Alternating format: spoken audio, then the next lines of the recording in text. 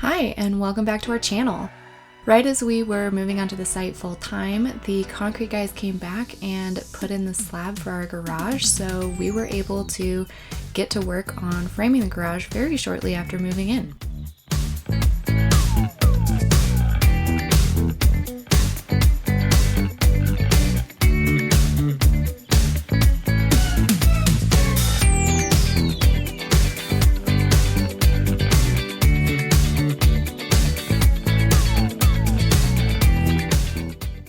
Hi everybody. It is like 6:30 on a Monday. Exciting things are happening. We've just had lumber delivered. We are getting close to actually framing. Now, we've hired people to frame the house. I am going to frame the garage with Allison, and tonight we're doing a little bit of prep for that.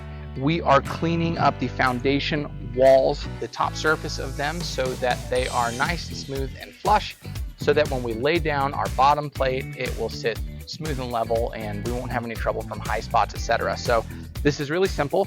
Basically what we do is we come along and we smooth off all the rough edges on the outside of the foundation wall you might have.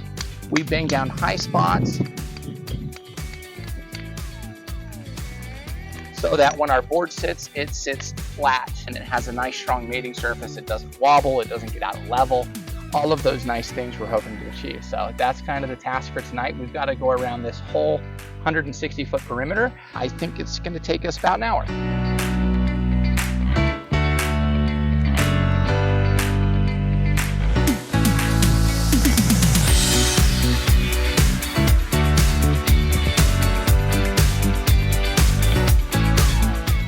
Today, we're putting the base plate on the garage.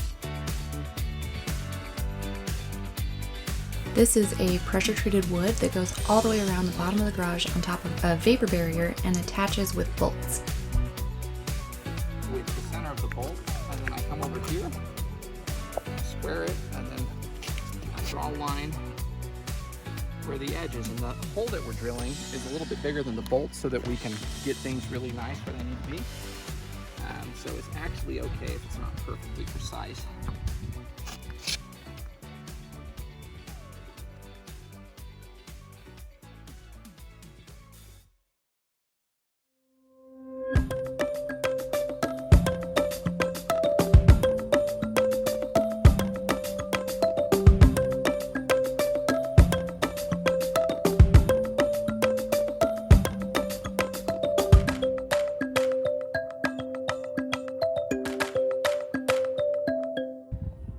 Hello ladies and gentlemen of YouTube. Essentially we are notching out this round plate, the sill plate I should say, because there is a ground wire coming out of the foundation right there that needs to run to a ground rod, and I don't want it to be in contact with wood if there is a ground fault occurring. So we ran a saw up and down here to weaken the wood. Now I'm just chipping it out to make space for that copper wire.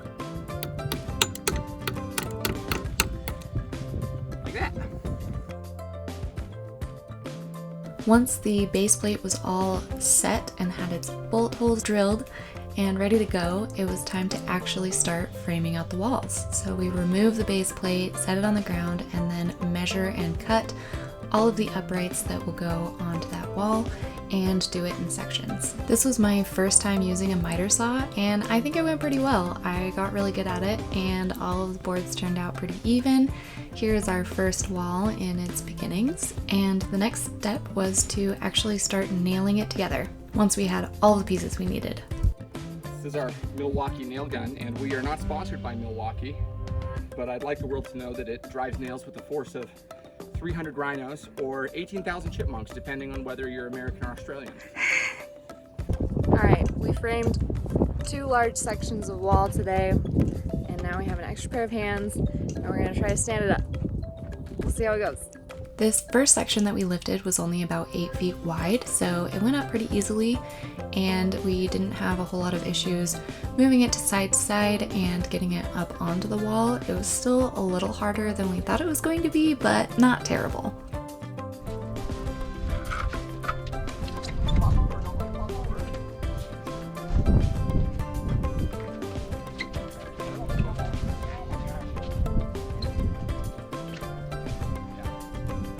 We managed to get it up onto the bolts and in place pretty easily in just a couple of minutes, and then we braced it in the dirt with a couple of 2x4s so that it wouldn't move.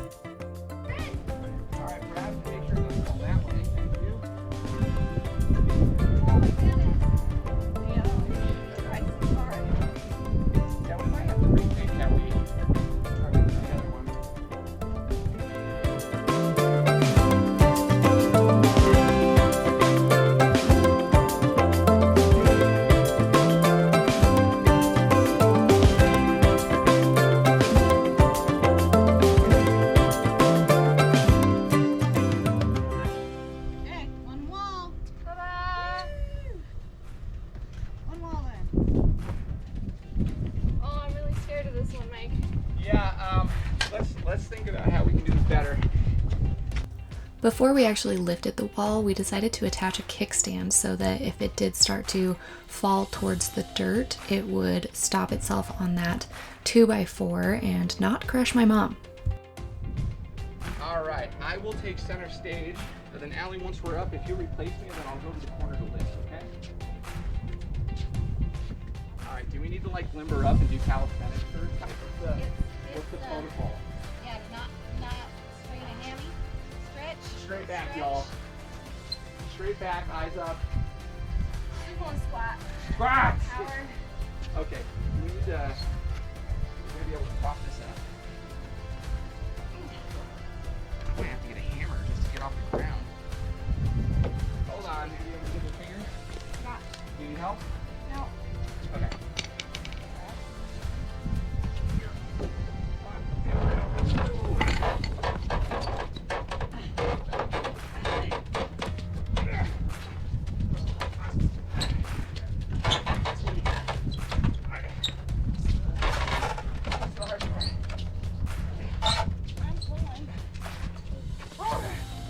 Holy cow! Yeah, you can. Everybody take a breath.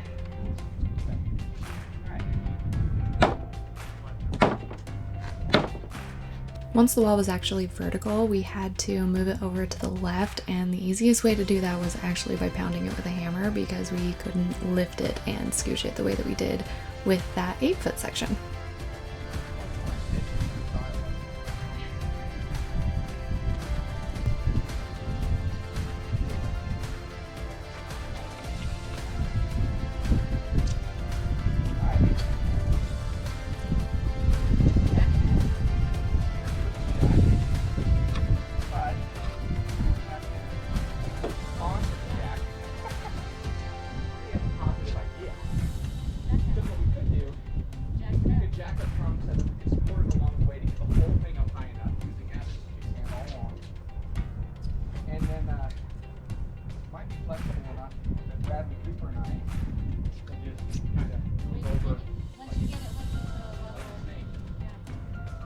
In case you couldn't hear that, my mom had the brilliant idea to use a car jack to lift the wall up because we couldn't do it by hand. And fortunately, we had one on hand. Wow, it is so heavy. Step back.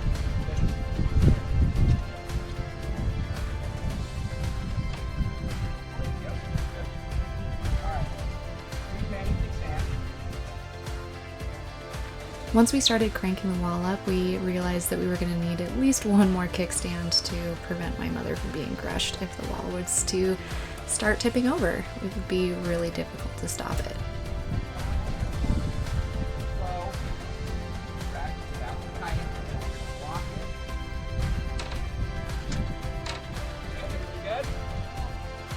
This may be a little unconventional, but it seemed to be working and we were pretty happy about it. It would have been a lot easier if we just had a crane like the crew building the house does, but we didn't. So in lieu of a crane, we used a car jack and some blocks. Inch by inch, we got it up to the level of the stem wall so that we could get it over onto the wall. The next challenge was going to be getting it onto the bolts though.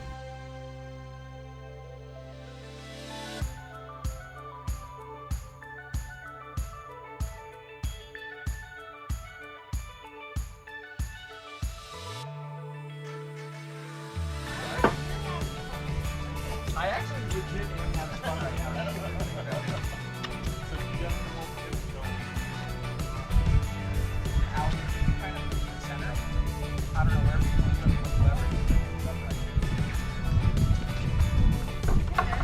problem that we ran into with getting the wall onto the bolts is that not all of the bolts were sticking out at the same height. So we would get it onto the first bolt and then the next one would be at a different height, and we kind of had to do some pounding and forcing it, and it just wasn't really working for us. To demonstrate the height difference, my mother almost pushed the wall over on me.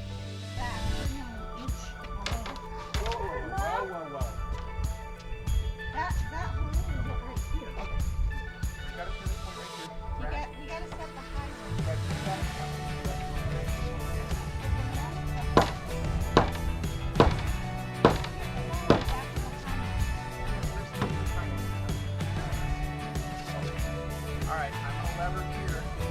Does that make sense?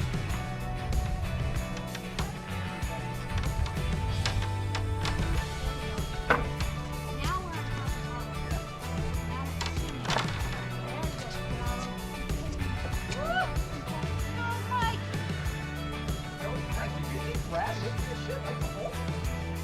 Once that high one was set, the other one started falling into place quite nicely.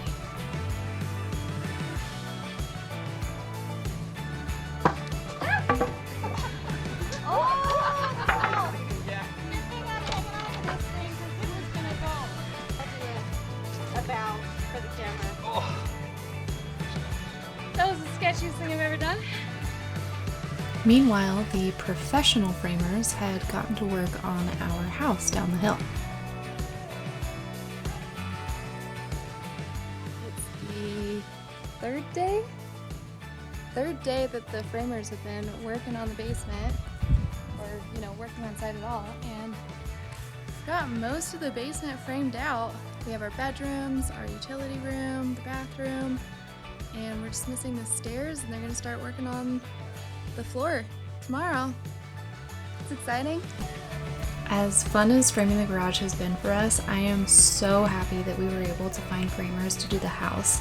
They're going way faster than we would ever be able to go, and they're way better at it. No surprises there.